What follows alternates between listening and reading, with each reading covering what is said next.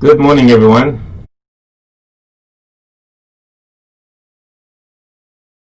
I'm your host, Drexwell Seymour. As usual, it's a pleasure to be in your midst. Well, today we are going live.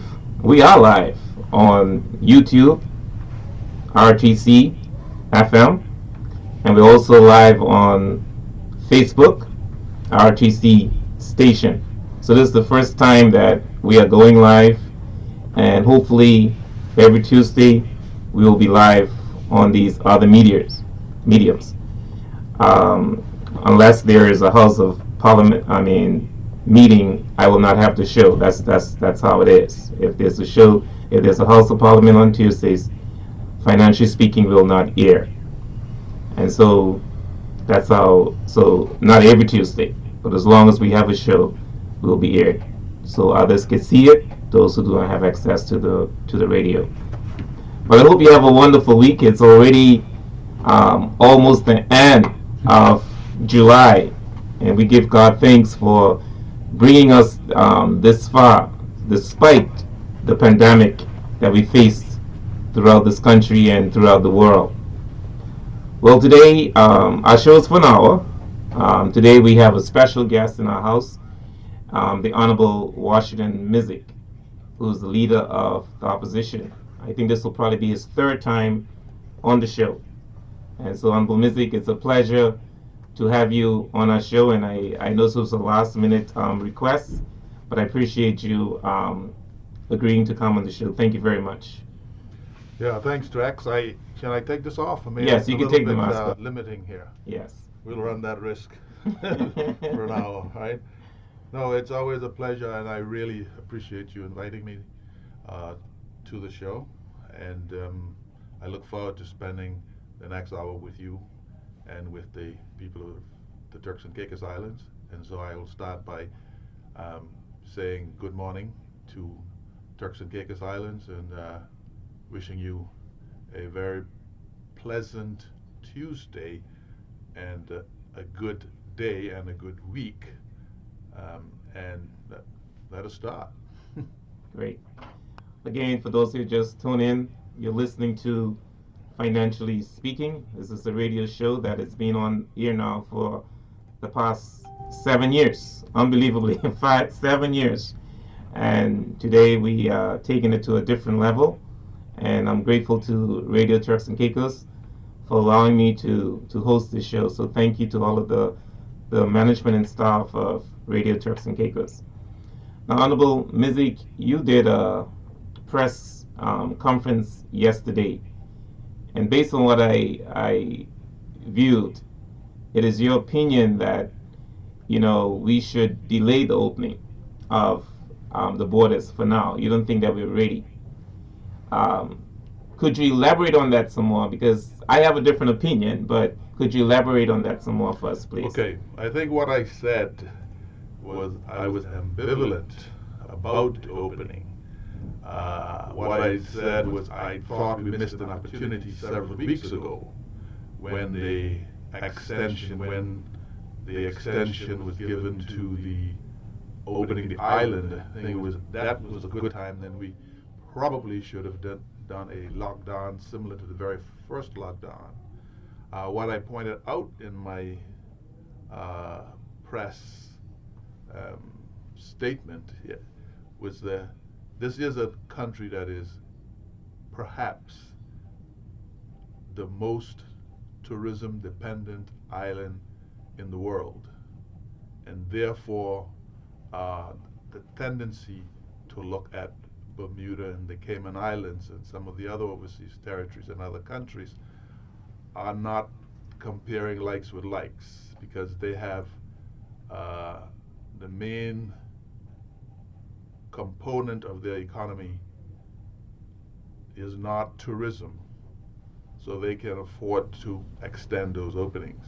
I also said that it was always going to be a tough call to open the international border.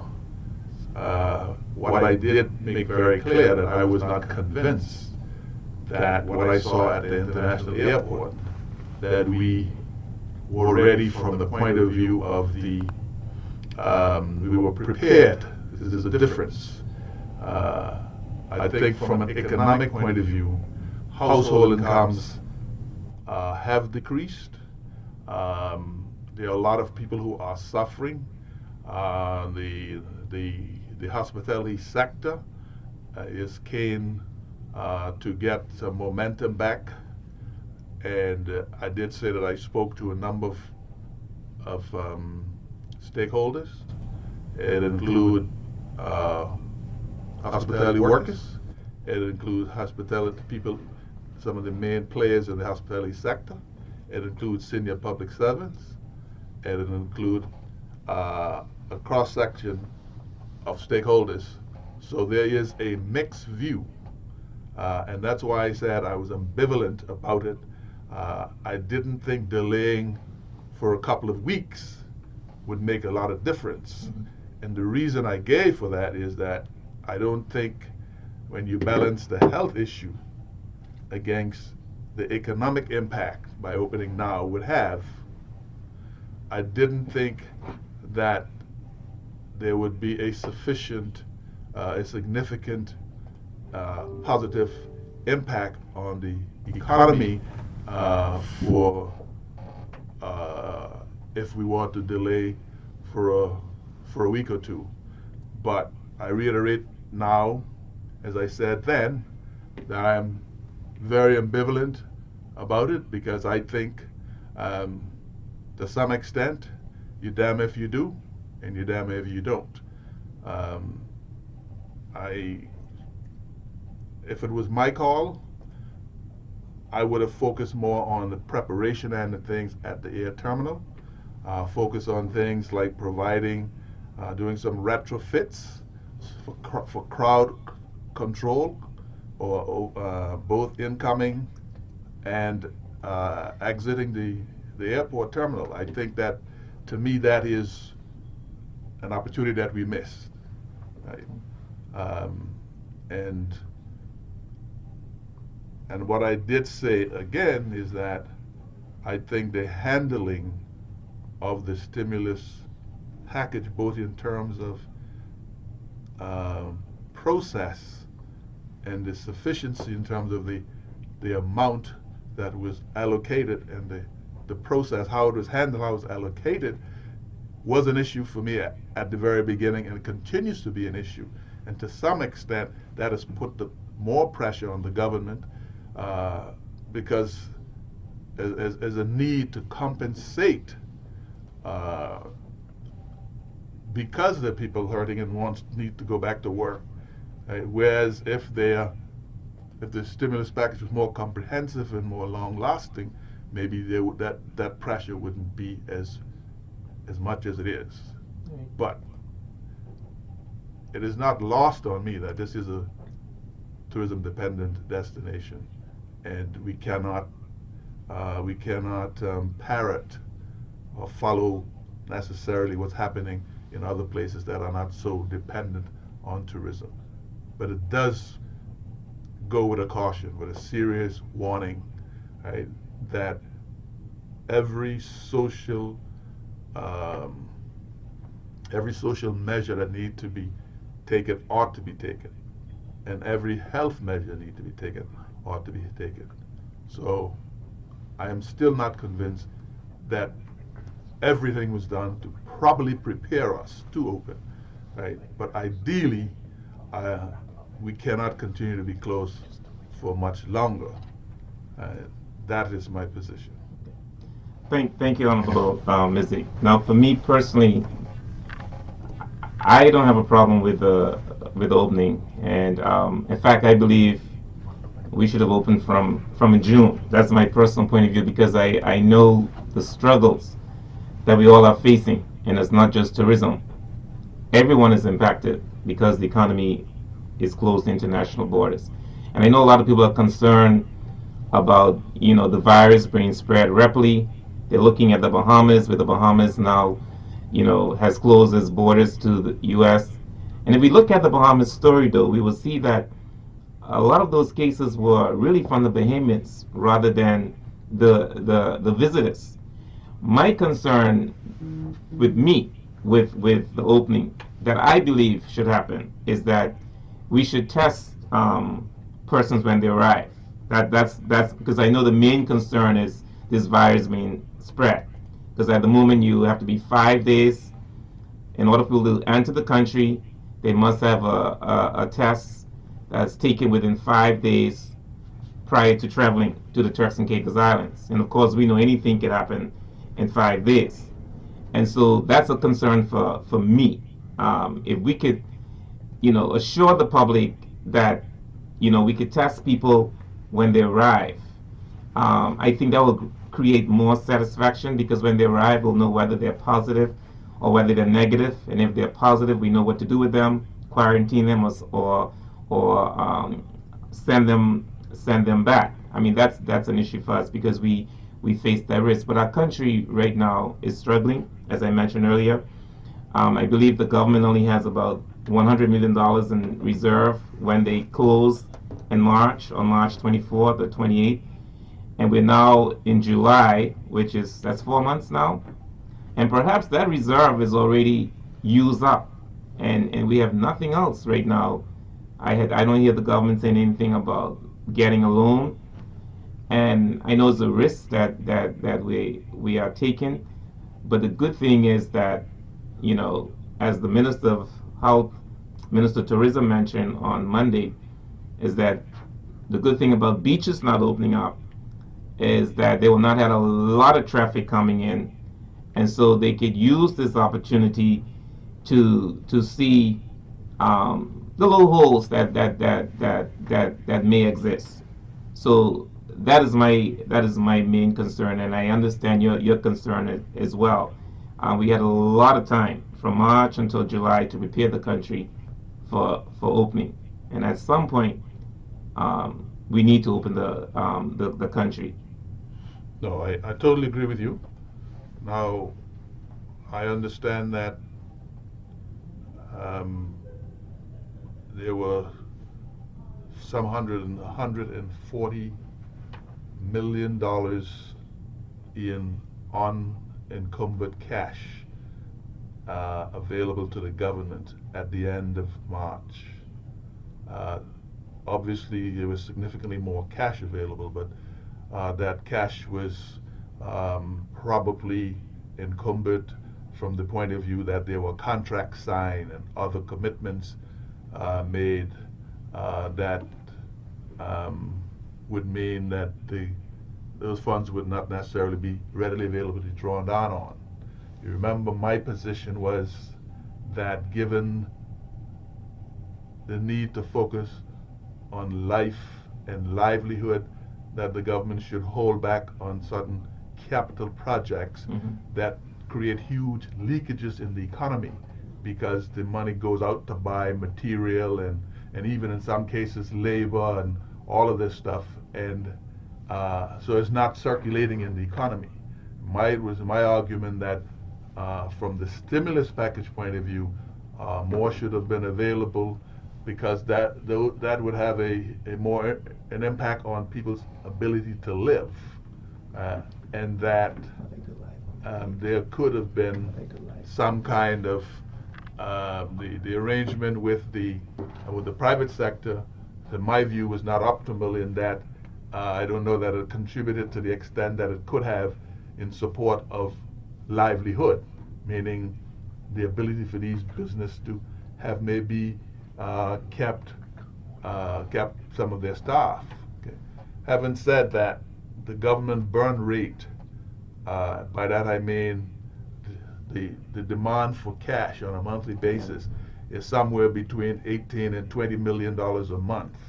Okay, so April, May, June, and now July, if indeed the burn rate is $20 million maximum, it means that we would have burned through $80 million, so there should be at least another $60 million in cash. Well, if on balance, even if you take into consideration whatever revenues that have come in, because there have been revenues that have come in, because I know for a fact that there have been some revenue coming in, say for example, from the transaction of conveyancing of real estate.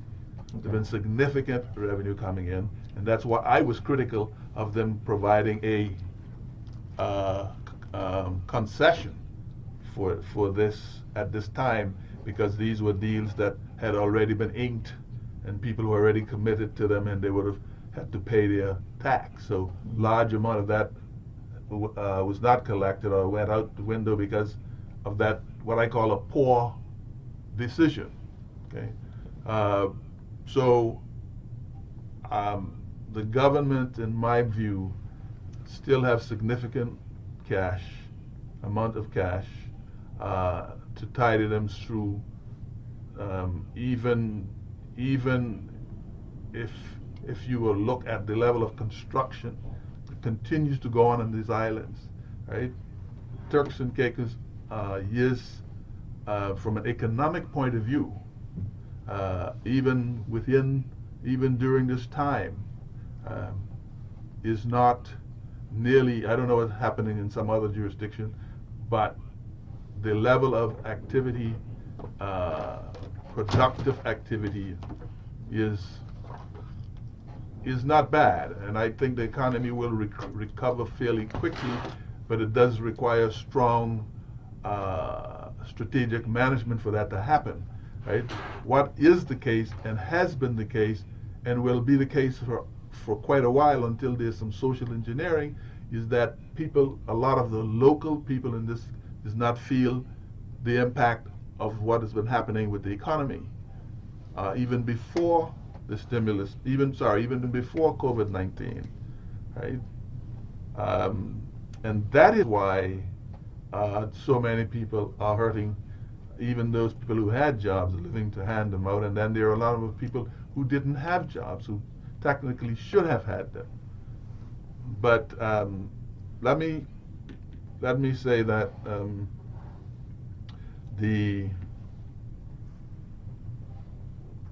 having looked at the airport terminal and look at what has been done there, and reevaluated the space, and because there's not been any provision for spillover, I think the delay of the opening of beaches is a mixed blessing, because if you can open the island, they're the biggest employer and the greatest sort of a source of our tourism, right? But quite frankly, for what I see, it would have been an absolute disaster if a significant number of those flights with, say, beaches customers were to arrive here tomorrow, because this is part of the this is part of my narrative when I say I don't think we're quite ready. Not that it's not smart to look at how we could shore up the economy and make sure that jobs are protected, but we as a country, the government, I believe, has not done sufficient with all of the resources that they have and all of the notice that they have to make sure that we're in the best position. That is the point I was making. Got it. So basically, for me, I'm glad you brought up the real estate transactions, because for me, I was just focusing on the reserves. So there is money still coming in from the stamp duty. There's money that came in from stamp duty. Remember, also, this has become a biased market because it always does when there's a recession, sort of any kind of decline in the economic. So that there is a biased market, and because of what has happened in the United States, people who are not impacted by that and seeing what has happened even in remote places in the United States and places like Turks and Caicos, where the impact of the virus has been minimal, people who can afford it are looking and will be looking for now, if not for now, but for the future, because this is not going to be the last pandemic, and people will be looking for safe havens that they can hide out some of these things, right? And this is the thinking of some people, and so I think Turks and Caicos coming out of this, that particular element of the market will continue to do well. Yeah. Now, that is not to say it doesn't need some control, but I think it will do well. And then the construction sector, even though the duties on some of the unfinished products that are fairly low, but there's a lot of villa construction, private home construction, and of course the Ritz-Carlton construction continue. You drive around Provo as much as I do, right? And you can see that the construction sector is quite active. So that burn rate of $20 million does not take into account any receipt. That is, say on average, the government was even receiving $5 million a month out of 30 or 40 million or whatever they would.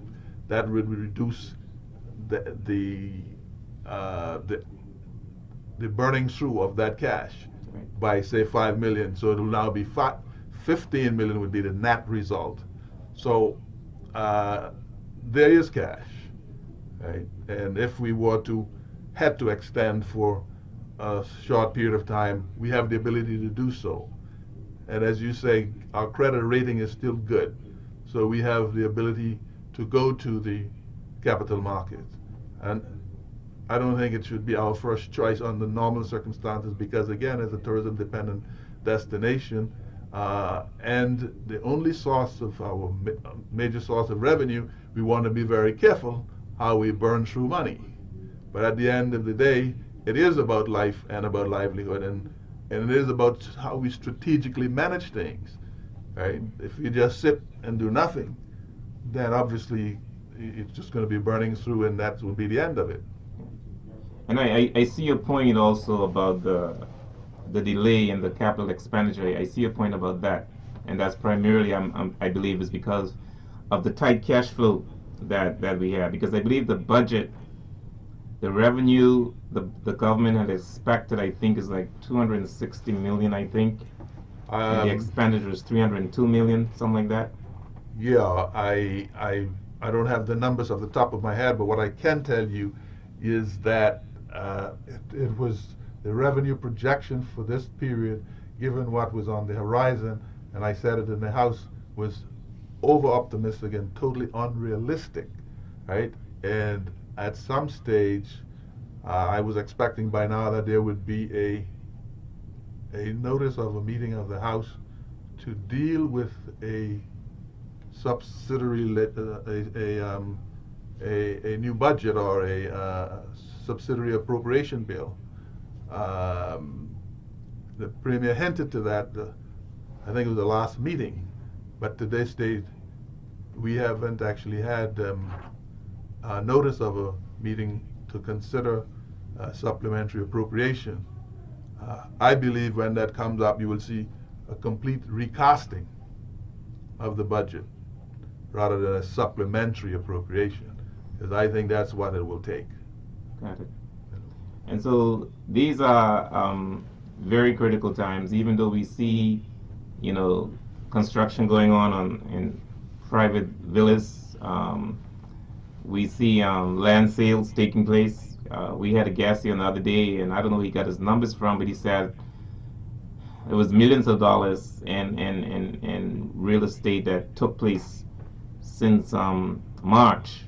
Well, I will tell you that they didn't take place since March. There might have been a few deals to try to catch that June 30th closure of that gate.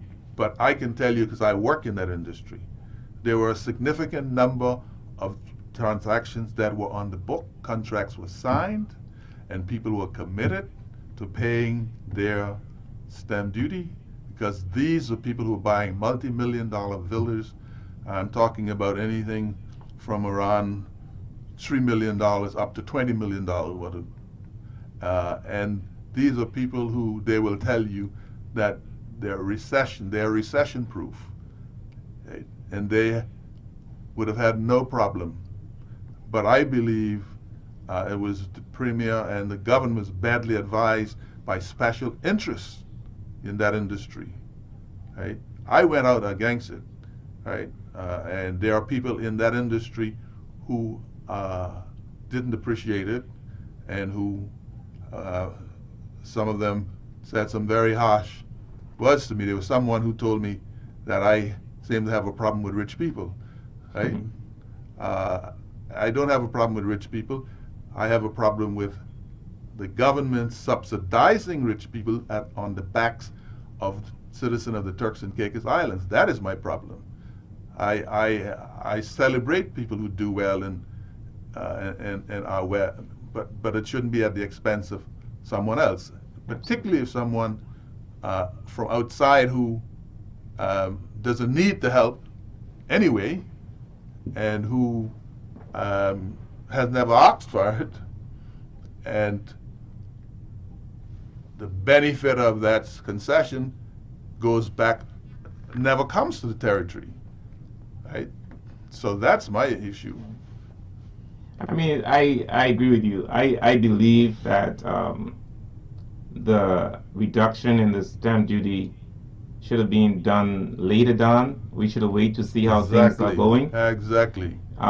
So we can stimulate the economy. But if you already had transactions in place, that should not have been applicable to that. So I think we should have waited later on, maybe October, November, to try to, because those people already knew ahead of time this is what they're going to spend. They already made the agreement. They're about to spend their money. And so I agree with you on that. But on that part. Also the economy has an invisible hand, right? Mm-hmm. Supply and demand, right? If there's a recession, or if the demand for a particular service or product decreases because of, for whatever reason, okay, the price goes down, because these are second and third home buyers for the most part, okay, and if the price goes down and the quantity goes up, the government will get the revenue anyhow, because they will get it on volume of business. So I think in making that consideration, there should have been some math done.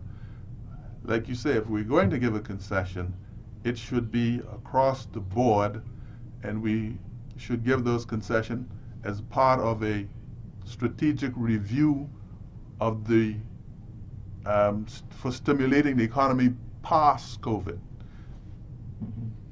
beyond COVID. That is my view. I share those same views with you, and from that point of view, from the reasons you give. Now, you also mentioned about the stimulus package. You mentioned that there should have been a comprehensive a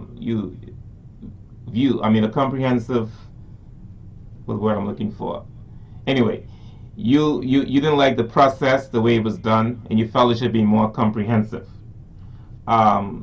We see initially that the stimulus package was geared towards primarily the tourism industry, where everyone could apply who work in the industry, and they get $1,200. And then later, also there was some packages for businesses where you could apply, I think, from 1,200 to 5,000, I believe, or one-off. The 1,200 is more for self-employed people, because initially I think the taxi drivers thought that they were under the tourism industry. I think they were later told they have to apply as self-employed.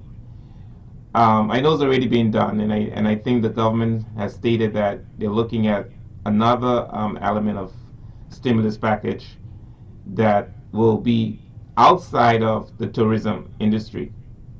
Now, when you say it should have been comprehensive, I know you probably did press conference about this already, but what would you have done if you were to give, if you were the premier, your party was in power, what would you done differently in terms of providing stimulus to the residents?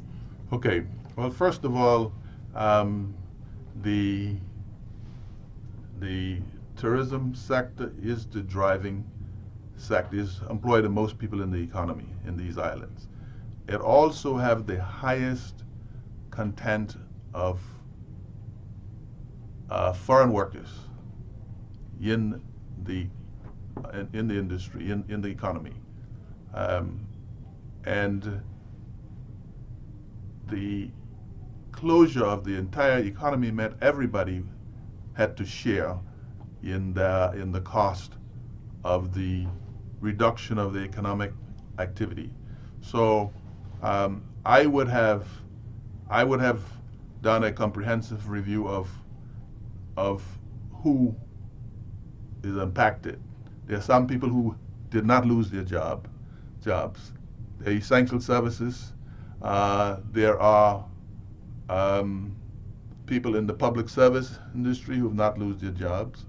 And anybody who was not impacted, who did not have a member of that family, like say like a husband and wife whose job were not impacted. I think things like people who work for the water company, the power company, those people were not impacted at all. So they would be eliminated. Okay? Everyone else should have gotten the package, whatever that package was. Everyone else, and those persons who did not have employment before should also have been. So the unemployed. And would you have done like a monthly rather than a one-off 1,200? We had done it like. Well, I believe it would have been better done on a monthly basis. The problem that we have here is we have a very fragmented information technology system, right? And therefore, one would have had to make a choice which one of the databases to use. Under the circumstances, I would have used the NIB database. I would have probably, it might have been easier to have subcontracted NIB to handle that disbursement, right, through their database. And where there were holes because people were not on the database, or there were other issues where some people might have been left out because of poor record keeping or whatever, then that would have been dealt with separately, because I always believe that there are people who, for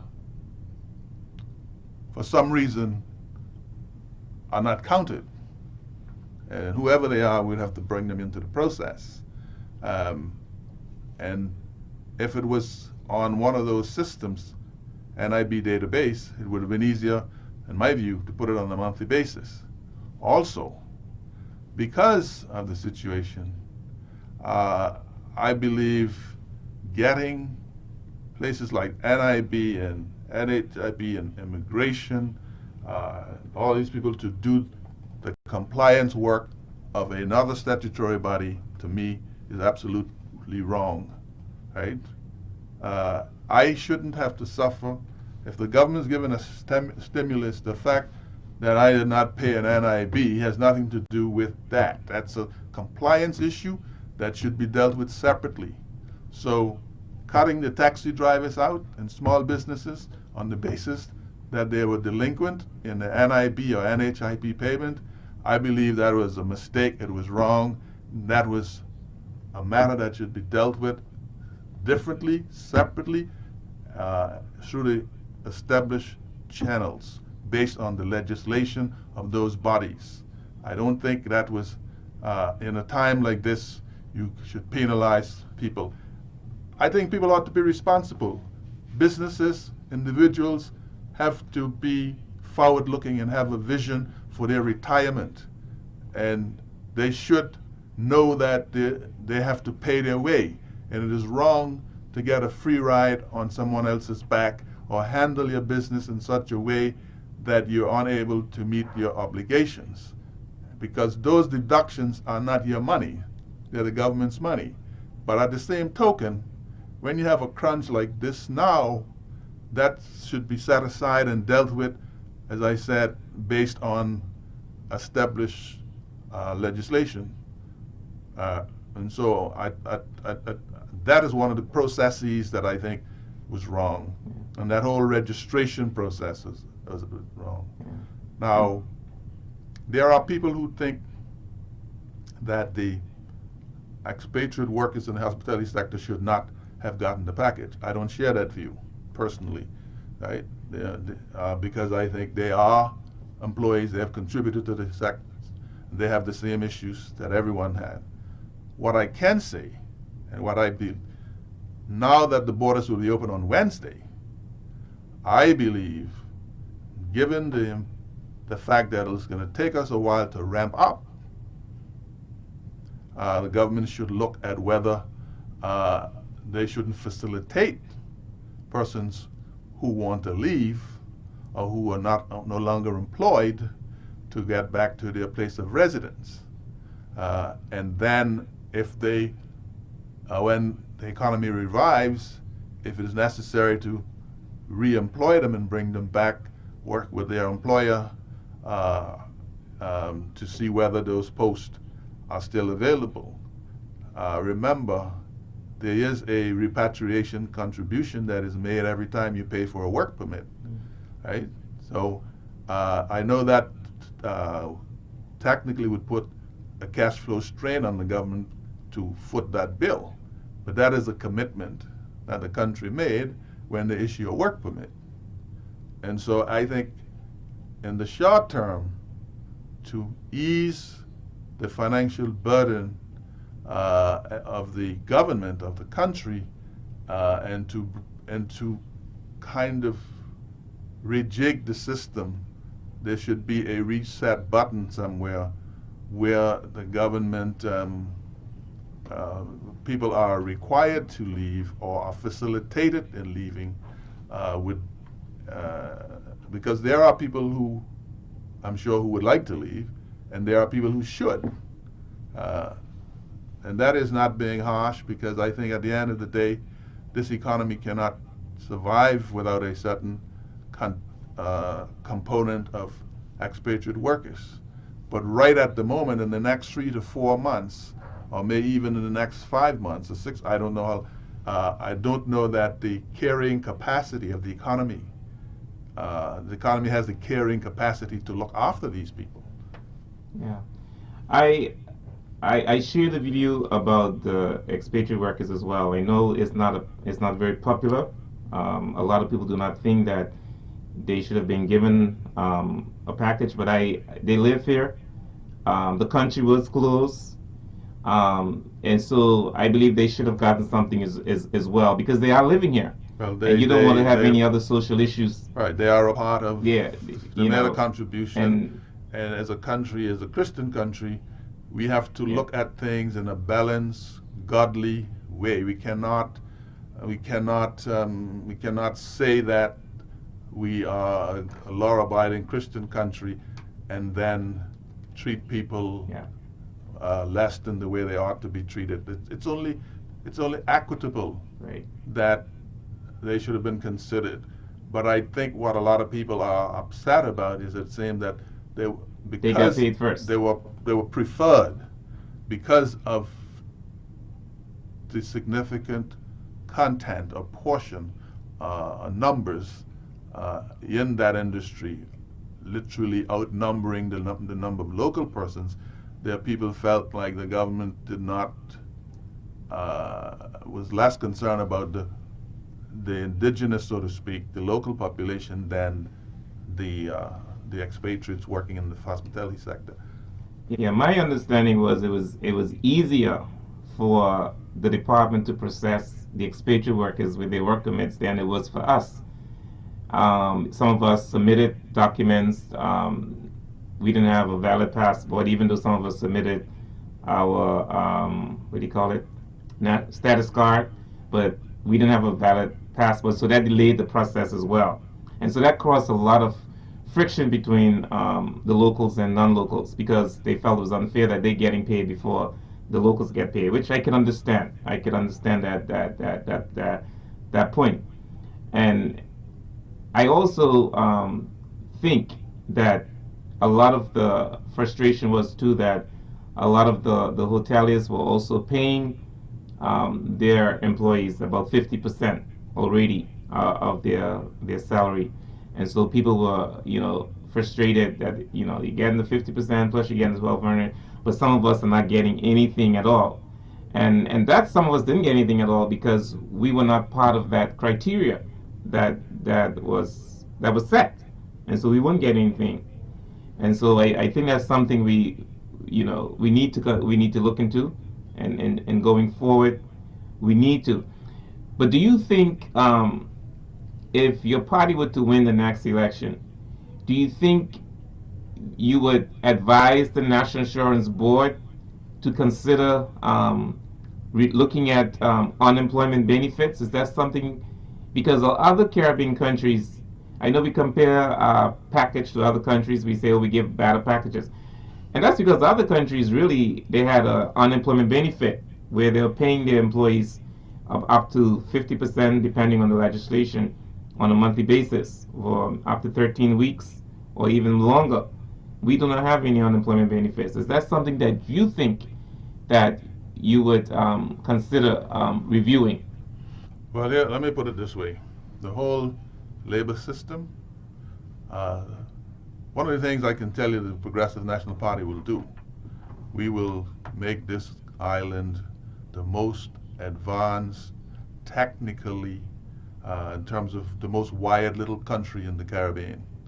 Because part of the problem has to do with technology. Um, the we have a police record, we have a national card, we have an NIB card, we have an NIB card, and there may be others. So we have at least 4 or 5 pieces of document to identify who we are. What Turks and Caicos need is a unique identifier, right? So you mean like go, the U.S. Social Security? well, I'm beyond the U.S. I'm thinking about places like Estonia, Singapore? Okay. right?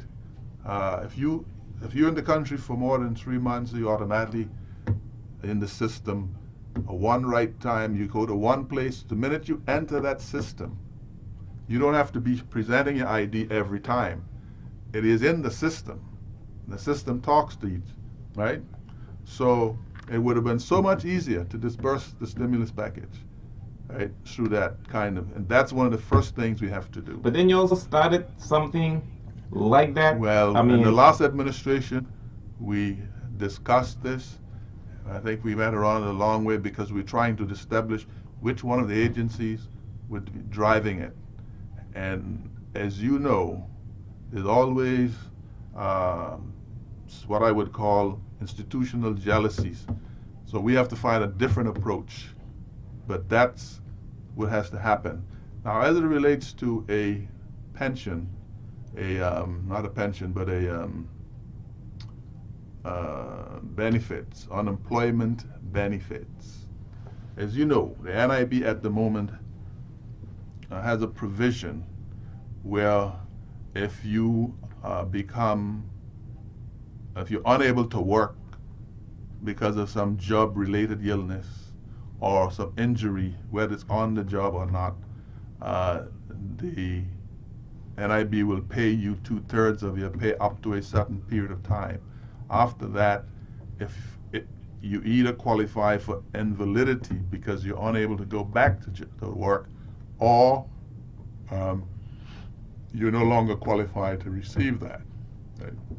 So instead of having a unemployment, the only way you can have unemployment benefits based from the NIB at the moment, if you were to significantly increase the contribution. Okay, and I'm not sure that that is the best thing to do, particularly considering the fact that so many of our employees, again, are temporary in the fact that they are on work permit. Part of the problem we have at NIB and NHIP is the large number of people who are obliged to be here on work permit, and the fact that the contributions to these institutions are paid on very low wage rates, because most of our employees are low wage people. So the contribution to these schemes cannot preserve or sustain them uh, indefinitely.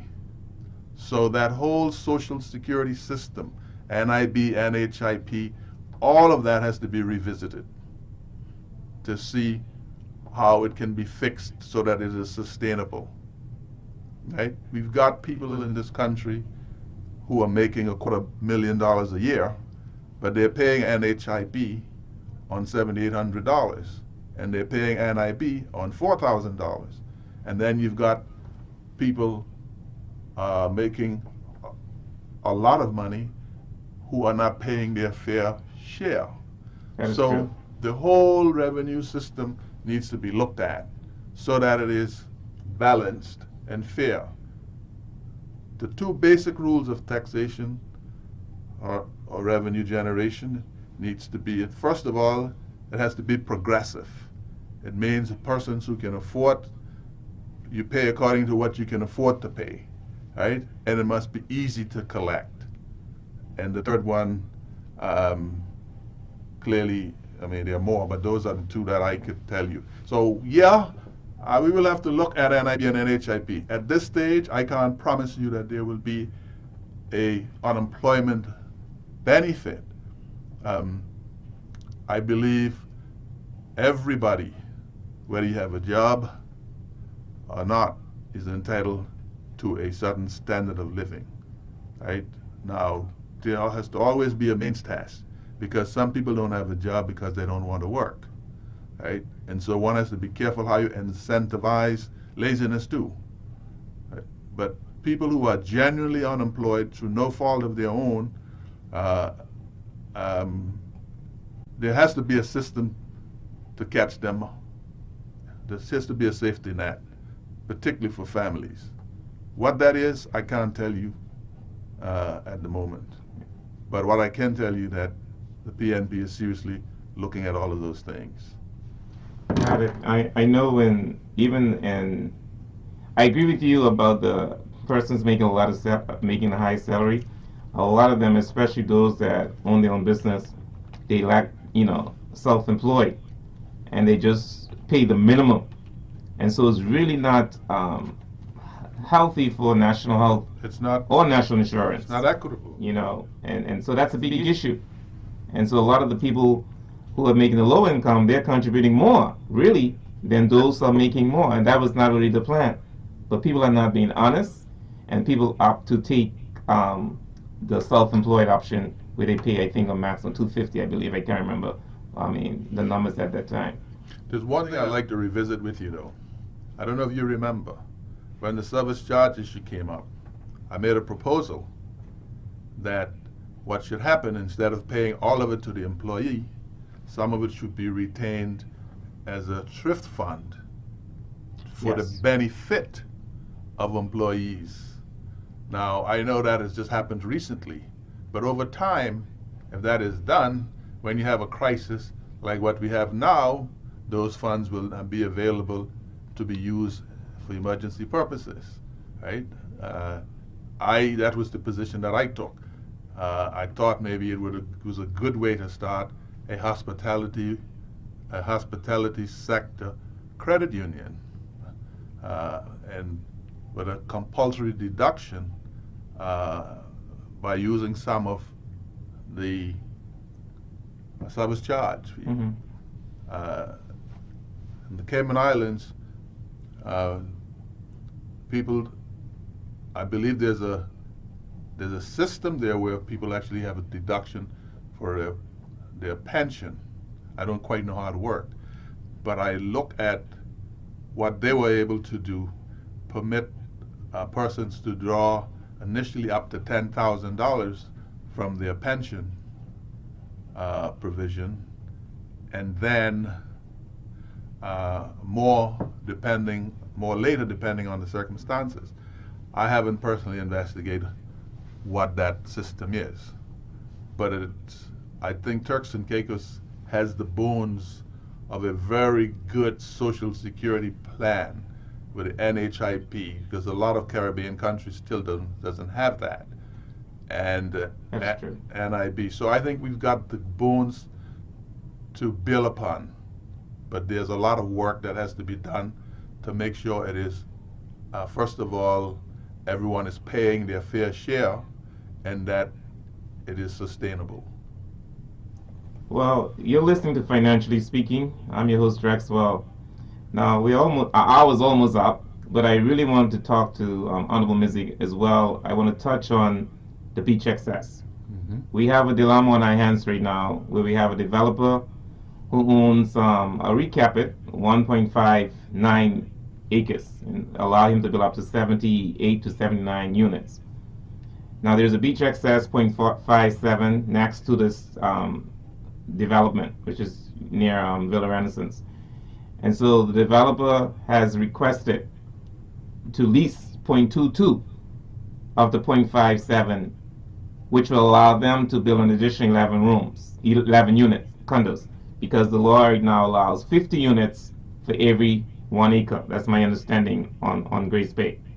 Well, it depends on the size of the plot. Size of the plot. Okay. And so then we have a group of young men who say, no, no, no, no, no. Do not reduce this beach excess. We will apply for that beach excess. And we will develop it, build some vendor outlets so persons can rent and the money will be used for maintenance. But developers say, wait a minute. I'm going to build a $700,000 facility on this beach excess. World-class facility, 5-star. And developers say, I'm also obliged to pay $40,000 a year for 0.22 of that acreage for the lease. And I'm not going to bill on it. I just need it so I can have an additional 11 units. I want a nice beach access facility inside of me because it's a $200 million project. I don't want nobody build any little thing there obstructing us or be an obstacle in our way, preventing sales from taking place. But we've seen successive governments allow beach access to go away to developers and to individuals. And this developer is saying ain't no different. We set the trend already. I know you wrote a press release on it, but can you share with us your views on this beach access? And in so doing, I want you to tell us, what do you think we should do going forward beach access? Should we just leave the beach access as it is and don't bother even lease beach access, just leave it, rather than even just have a policy in place? Beach access are not up for lease, so don't even bother apply for the lease. Right. Let me hear your views. Okay, first of all, Chris will know this, but what comes to mind is a reggae or a Jamaican lyric song, I don't know by whom, who says, things are changing from day to day, but where do the children play? Right? Okay? So it boils down to where do our children play? Where do we play? Okay? This is not a PDM or a PNP issue because both parties have soiled their diapers when it comes to protecting the beach access. So this is not something that is directed towards the PDM or PNP. Right. The truth of the matter is, time has come when we have to recognize the fact that the population of these islands are growing.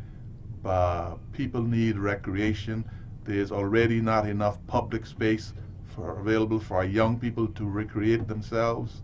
And it is my personal opinion that there should not be a single stick of any space, whether it be on the beach or off the beach, that has been designated for public use to be given to anybody. And by that I mean anybody. I mean a foreign developer and I mean a local developer. Nobody whatsoever. Was that always your opinion, or was this? Well, it was to some extent, right? I have always opposed, not to that extreme, but even in politics, I have always been against giving up the rights. I wouldn't name the particular occasion, but it's one occasion when I actually had not a physical fight with my own party about a particular beach access. Now, I know people will be quick to say, well, in the last administration, we alienated the beach access next to beaches. Yes. Okay. But that was an exchange, and that wasn't an ideal situation either. But it wasn't like you took that away and didn't replace it with something else. It was replaced by another beach access. I think it's on Forbes Road or Pratt Road. There's a lot right down to the beach. So it wasn't a beach access before, but after beaches got that, we made a new beach access? Beaches actually bought the land and give it back to the government in exchange. Ah, I didn't know that. Right.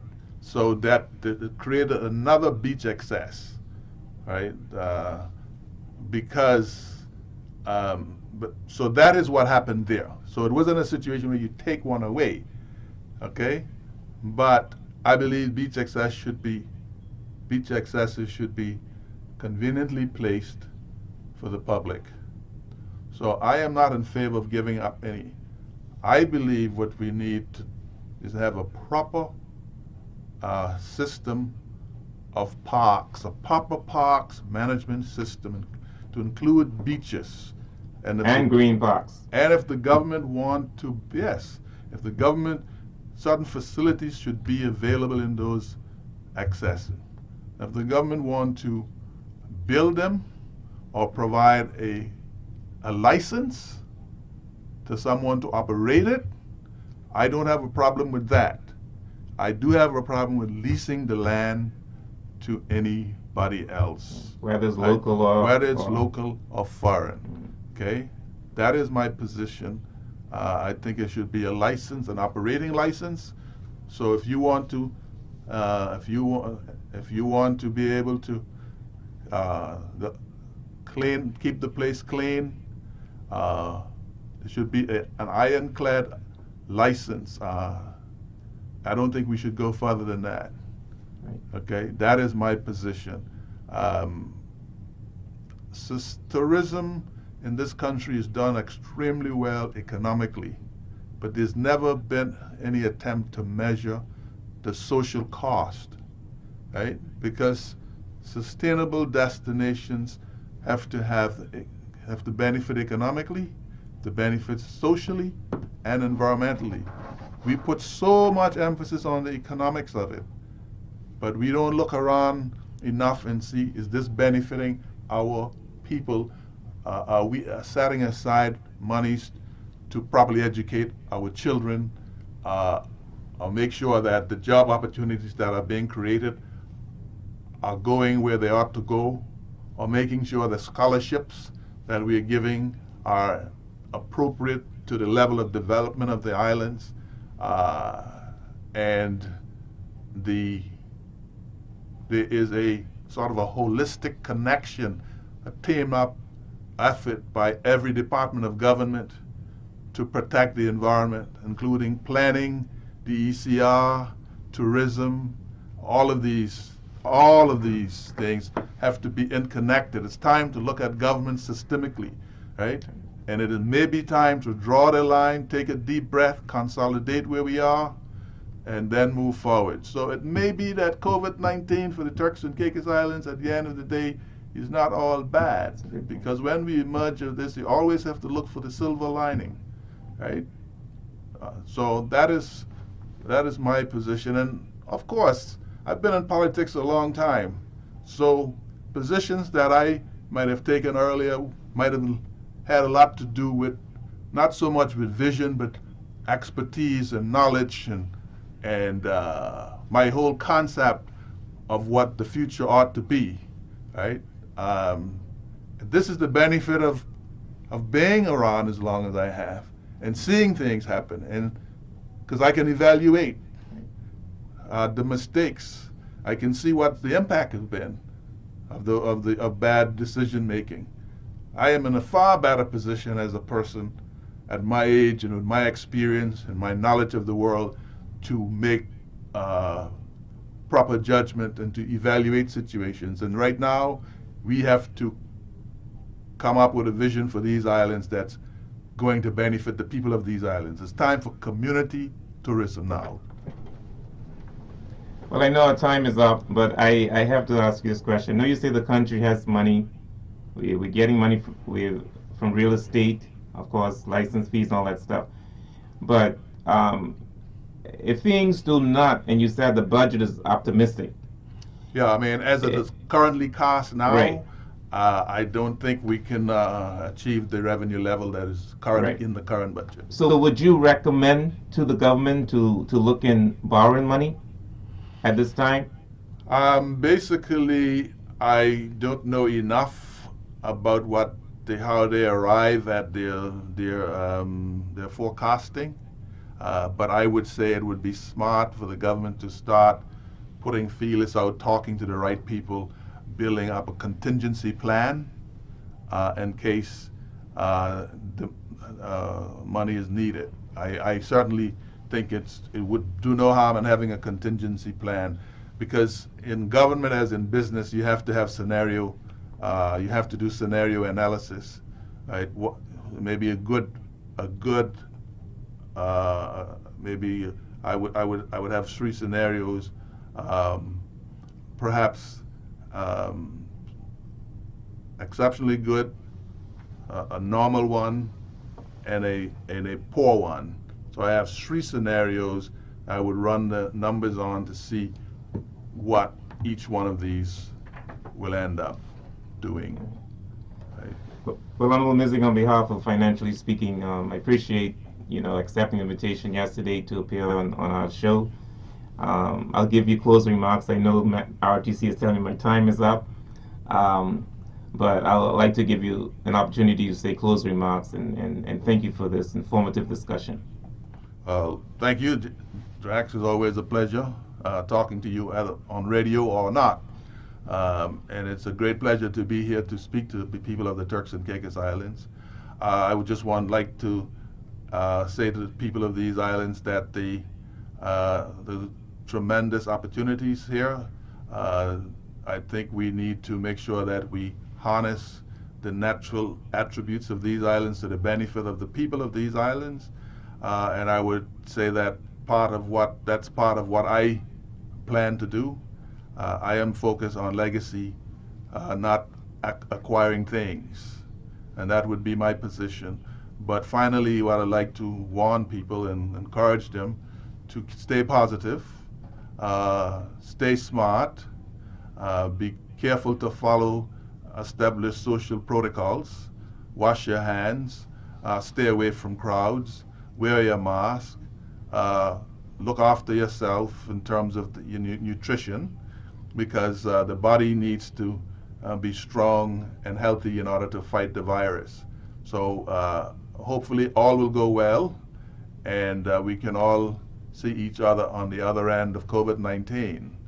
And may God bless you all, and may God bless our beautiful Turks and Caicos Islands. Well, thanks again, listeners, for tuning into Financially Speaking. We'll be back next Tuesday at 11 a.m. And I encourage all of you to remain positive as we open the borders tomorrow. And I know sometimes we are so negative. We are there saying, oh, we're going to die. The COVID-19 is going to come. It's coming, open the borders. It doesn't have to be that way. So many times we speak things into existence. I know how things look. I know what's happening in the United States. I know what happened in the Bahamas. But it doesn't mean it have to happen in Turks and Caicos. If we follow those three simple steps, wash your hands, you put your mask on, you practice social distancing, those steps will make you closer for not getting COVID-19. Let us be positive. We have nothing else to do right now. Our main industry is tourism. Beaches is not opening, so this is a trial basis for us. So let us be positive, and let's just say we're not going to get it. We're not going to get it, even though we might get it, but that's okay. Let's be positive, Turks and Caicos. And thanks again for joining us on Financially Speaking. And thank you, Honorable Misick. Sure. And thank you, management and staff of RTC, for hosting the show and for allowing me to host the show. And thank you, Turks and Caicos, for listening to the #1 show and the #1 radio station in Turks and Caicos Islands. Next week, same time.